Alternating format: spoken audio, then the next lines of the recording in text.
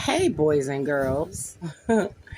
I hope everyone's looking good and feeling good and all those lovely things. I know it's been a while, right?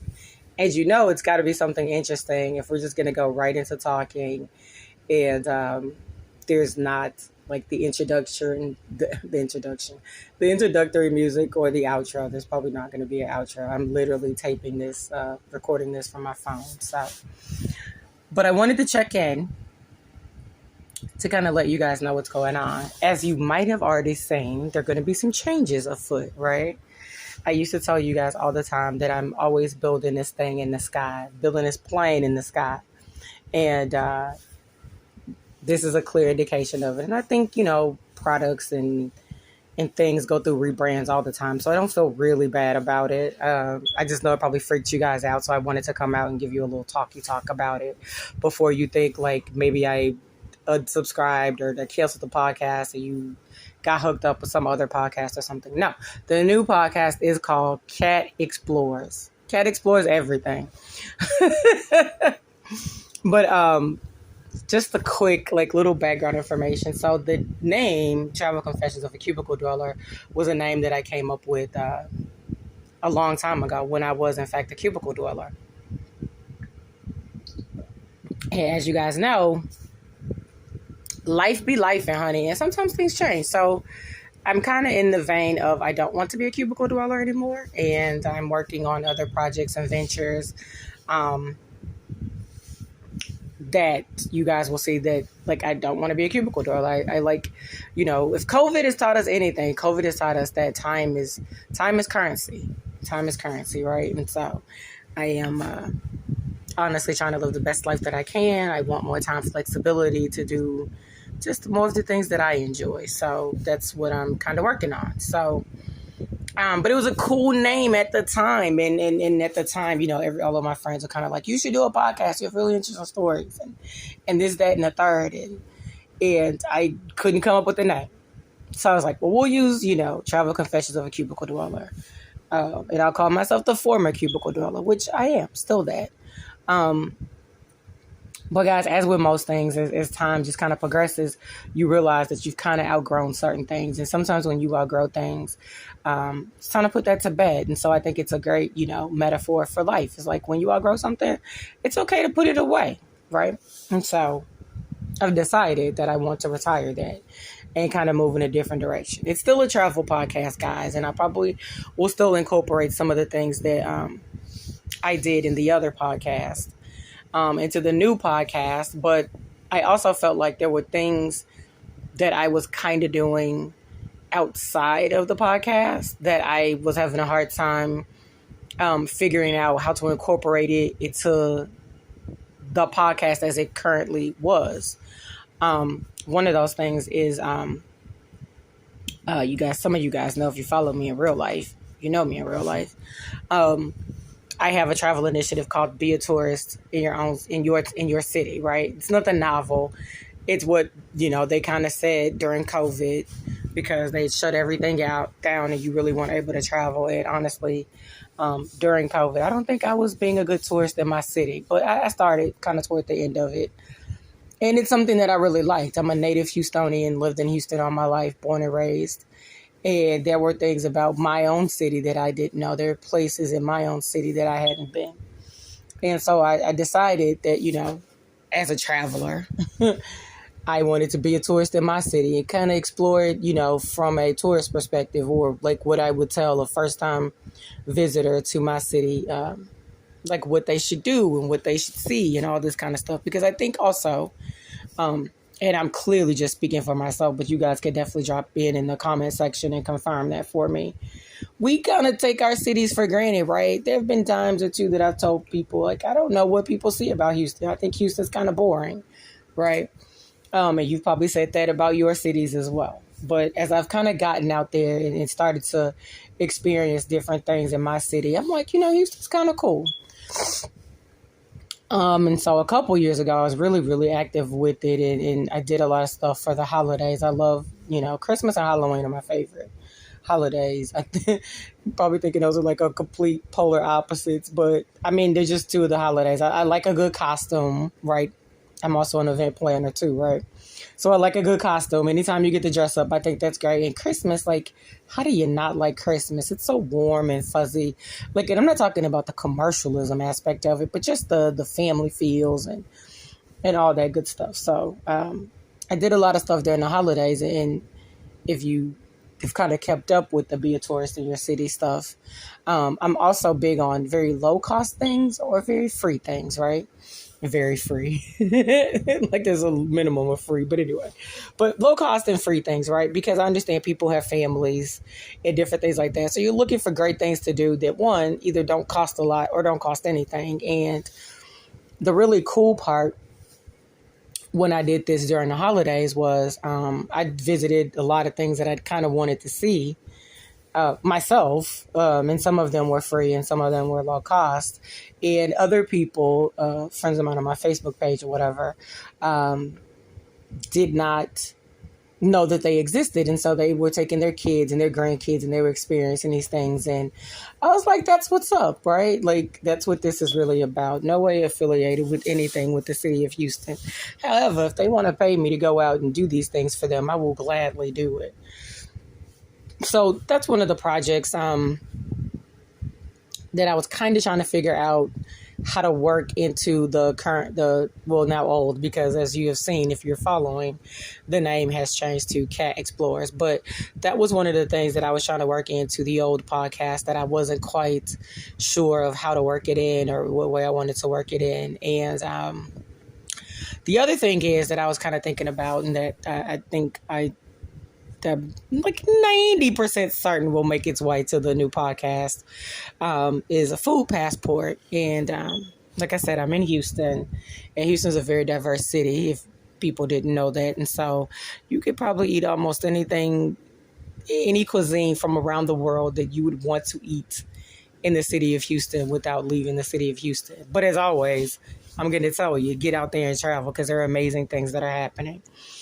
And so I'm going to have probably a food passport section where I will go to various restaurants, maybe interview their chefs or management or whomever. Haven't quite figured out how I'm going to lay that one out, but I definitely want like a food passport thing. I have a little, me, I'm all about graphics and logos and stuff. I'm completely that person. So I already have my little food passport little image. It's very darling. I will probably put it on I don't think I've put it on my Instagram yet. So everything has changed, guys. If you're following me at what used to be cubicle_dweller, you will see that it is now Where Cat Walks. Cat, K-A-T. Where Cat Walks. And most of the rebrand around everything is Where Cat Walks. So if you're looking for me on Instagram, I'm at Where Cat Walks. I believe if you were already subscribed to cubicle_dweller, it shouldn't change anything. But just in case it does, at Cat Walks. Where Cat Walks. As you can see, the podcast has already changed, and I need to upload just kind of a working logo that I'm working with. But you'll see that says Cat Explorers. I'm also, guys, stepping out here and trying to use TikTok. So I have a TikTok that's called Where Cat Walks. It's an old TikTok that I've had. And it was actually under a whole nother user handle, but I think I'm going to, I've changed it anyway. So it's Where Cat Walks. So I think I'm going to use it as part of the podcast rebrand, or just the travel stuff rebrand. I also have a YouTube channel. I don't know if we have talked about that. I've been away for a while. Like, I haven't even told you guys, I haven't given you guys my love letter to my 2 weeks that I was able to spend in Venice, or my love letter to the 2 weeks that I was able to spend in Cairo. There's no love letter for Naples, though, guys. That's a different story. I'll tell you about it, but there's a different story. But I will say Pompeii is amazing. And apparently it's only 75% excavated. So they're finding new stuff every day. Very interestingly, I have a former work colleague who, I think she went in like her 20s. And when I posted my pictures to Pompeii on my Facebook page, she was like, wow, it's so different. And then she's actually going next month to visit Pompeii. So I would be interested in hearing her thoughts about, what she's saying, because they're discovering things every day. I actually mentioned that to a friend of mine. I think there were some new temples that were found somewhere, and something in Rome. They found some old ancient coins or something. And I'm just like, I'm blown away with that. Even in the year 2025, we're still discovering things and we're still finding things from our past. But yes, guys, I completely owe you guys the stories of Cairo and, no, not Cairo, Egypt, because I spent 2 weeks in Egypt, actually. But I owe you guys the story of Egypt and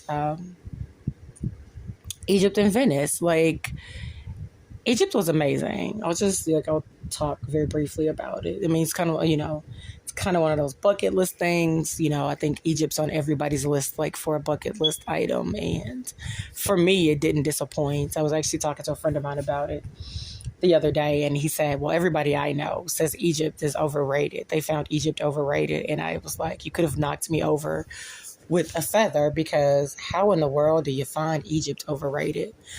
Listen, though. I don't judge anybody's travel experience. You have completely that right. There are a couple of cities I find overrated. It may be throughout the course of this rebrand. I'll tell you about it. So I don't knock anybody's belief about what they feel about a certain city or whatever. But I'm just like, it's, at times it's been called the cradle of civilization. If you're, into Bible things, I mean, it's Egypt and the Red Sea and the Nile and, all of those good things. And so I don't know. I think in general, I never have an expectation about anything. Of course I want to have a good time, which is what we'll talk about, the not good time I had in Naples, but I never have a real expectation. I just want to have a good time. And so when I say it exceeded my expectation, it was like everything. Like I'm here and there's pictures of me with the Sphinx and there's pictures of me with the pyramids, and I got to watch the sunrise in a hot air balloon over the Nile, which was like ridiculous because I'd never been on a hot air balloon ride. So it was just great. It matched and met everything that I wanted it to be. And so speaking about stories, that's another thing that as I've been thinking about this rebrand for like the last couple of months. And I know people all over the world. I don't say that whatever, in a gregarious manner. I mean, I really do. And they have incredible stories. And one of the stories I'll tell you about, there's a young man I met on a streaming app. And he's Egyptian. He lives in Egypt. And one day he sent me a message and he said, you always come into my room very quickly. You speak and then you leave. I said, yeah, I'm, just speaking, seeing how you're doing, whatever. And I said, do you need me to hold your hand like a toddler? And he said, yes. And from that day forward to today, he calls me Mommy Cat. And when I went to Cairo, I met his family. His family's very lovely. At the time, his fiance, now his wife. And so I've been to Cairo twice. And the second time I came was because he got married. And so I actually went to an Egyptian wedding, and that was really nice.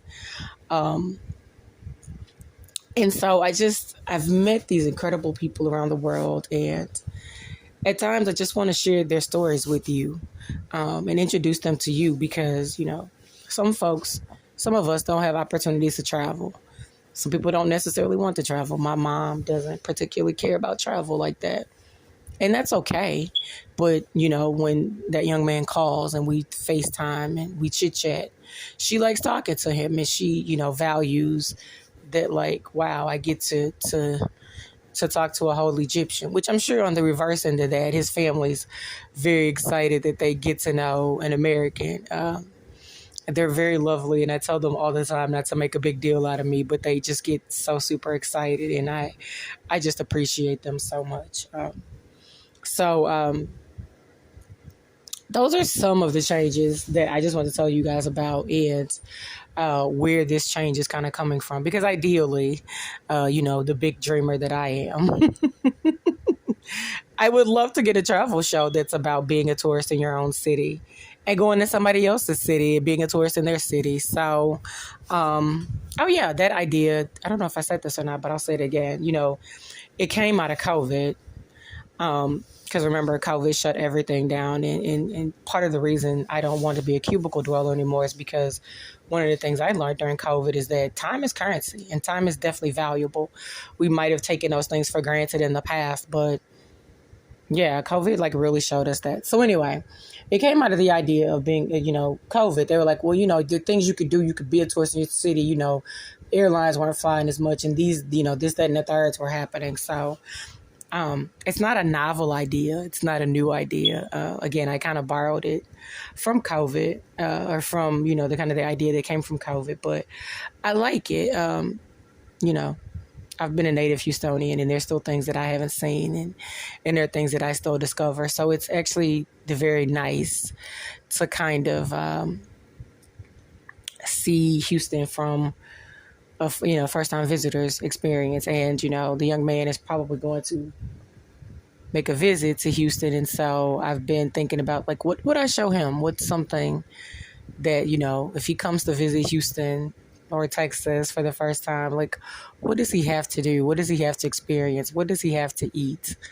And so, it helps shape my perspective. So I hope you guys, this little thing, I thought it was going to be like 5 minutes. It's 16 minutes. But, so I hope you guys really do love and appreciate the revamp. I think I'm really excited about it as I like kind of plan out the things and kind of think about the things that I want to do. One of the other things that I do is I escort my high school band through the Thanksgiving Day Parade. I do this as a volunteer for the city during the Thanksgiving Day Parade, but we have to be there so early. I'm like already excited for like Thanksgiving because I want to take you guys like behind the scenes of what it looks like to do these things. And so one little word of advice that I would tell you guys, I used to be a former tourism director right before COVID, and for 2 small towns in Texas. And what I'll tell you is, if your city has parades and things of that sort, go volunteer for them. It doesn't really matter if you're in a small town. Of course, you guys know my alerts are going to go off. That's my brother calling with my baby niece, so I should definitely probably wrap this up. But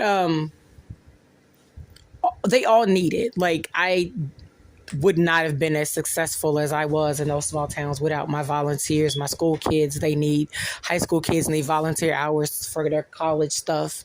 So I always worked with my my high schools in my town to get the kids to volunteer, and they could set up little booths and sell water and Gatorade and all those kind of things. So if you're looking for something to do in your town, just my quick little PSA, the tourism directors in those towns or the EDCs, whoever's doing your tourism stuff, will greatly appreciate that. Those things that take, humongous efforts. And even though I'm doing it in the city of Houston, and there's probably still more volunteers and she can shake a fist at, even when we go to our little meetings, she's always like, I still need help. I still need help. So don't think because Houston's this grand city that they always get all the help they need to. So with that, my friends, but I'm very excited about the changes that are being made as I plan these things out. And it's been a long time since I felt excited about it. So I think it's a good thing. And you might get, a more consistent, kind of content out of me. Because now I'm thinking of ways, like even when I'm not traveling, to like work in different things. And there'll still be interviews. Actually, me and my Canadian friend, we've been playing kind of hit and a miss, but we're going to do a show together talking about the people you travel with and making sure that you're the right travel partner. And so that should be kind of an interesting show topic, but they'll still be all those things. So, like I said, it's just kind of new and improved. I just kind of shined it up a little bit. Like I said, I'm always building it in the sky, but I think I've landed on something. So what have we learned today, boys and girls?